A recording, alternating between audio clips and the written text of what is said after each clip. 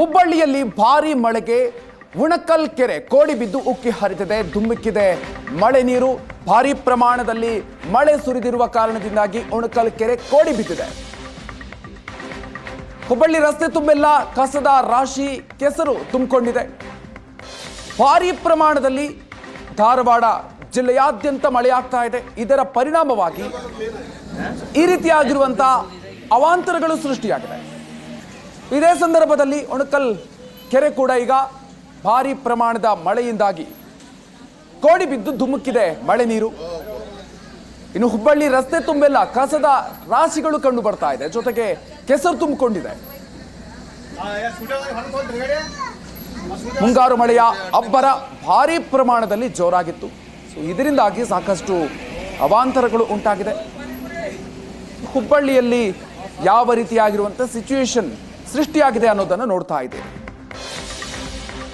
ಧಾರವಾಡದಲ್ಲಿ ಭಾರಿ ಮಳೆಗೆ ಜನ ತತ್ತರಿಸಿ ಹೋಗಿದ್ದಾರೆ. ಬೆಣ್ಣೆಹಳ್ಳ ಅಬ್ಬರಕ್ಕೆ ಮನೆಯಲ್ಲಿ ಜನರು ಲಾಕ್ ಆಗಿದ್ದಾರೆ.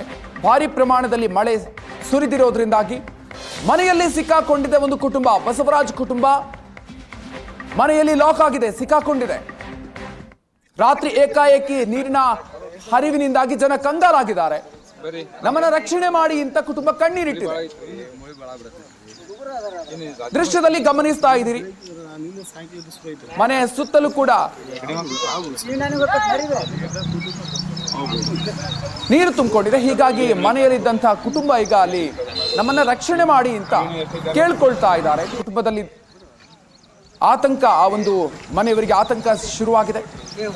ರಕ್ಷಣೆ ಮಾಡಿ ಅಂತ ಹೇಳಿ ಜಿಲ್ಲಾಡಳಿತಕ್ಕೆ ಮೊರೆ ಇಟ್ಟಿದ್ದಾರೆ ಈ ಕುಟುಂಬ. ಮನೆಯಲ್ಲೇ ಸಿಕ್ಕಾಕೊಂಡಿದ್ದಾರೆ. ಭಾರಿ ಪ್ರಮಾಣದ ಮಳೆಯಿಂದಾಗಿ ನೀರು ಹರಿತಾ ಇರೋದನ್ನು ಕೂಡ ನೀವು ಗಮನಿಸಬಹುದು. ಮನೆ ಸುತ್ತಲೂ ನೀರು ಹರಿತಾ ಇದೆ. ಹೀಗಾಗಿ ನಮ್ಮನ್ನ ರಕ್ಷಣೆ ಮಾಡಿ ಅಂತ ಆ ಕುಟುಂಬ ಕೇಳ್ಕೊಳ್ತಾ ಇದೆ. ಜಿಲ್ಲಾಡಳಿತದ ಮೊರೆ ಹೋಗಿದೆ. ಆ ಕುಟುಂಬದ ರಕ್ಷಣೆ ಇನ್ನಷ್ಟೇ ಮಾಡಬೇಕಾಗಿದೆ. ಆ ಮನೆಯೊಳಗೆ ಕುಟುಂಬದ ಜನರು ಎಲ್ಲರೂ ಕೂಡ ಸಿಕ್ಕಾಕೊಂಡಿದ್ದಾರೆ. ಬಸವರಾಜ್ ಕುಟುಂಬ ಮನೆಯೊಳಗೆ ಸಿಕ್ಕಾಕೊಂಡಿದೆ. ಅವರನ್ನ ಇನ್ನಷ್ಟು ರಕ್ಷಣೆ ಮಾಡಬೇಕಾಗಿದೆ.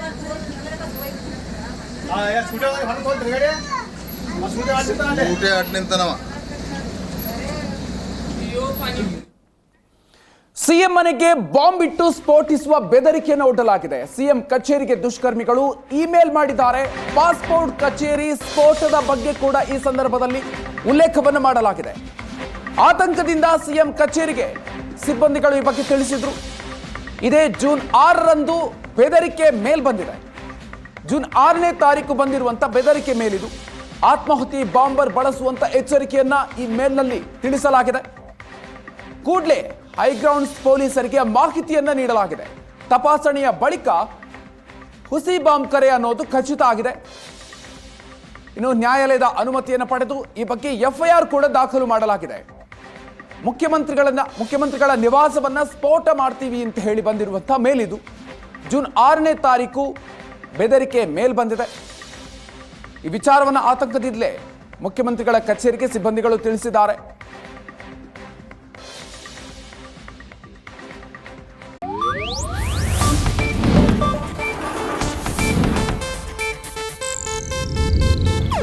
ಇದು ಏಷ್ಯಾನೆಟ್ ನ್ಯೂಸ್ ನೆಟ್ವರ್ಕ್ ಪ್ರಸ್ತುತಿ.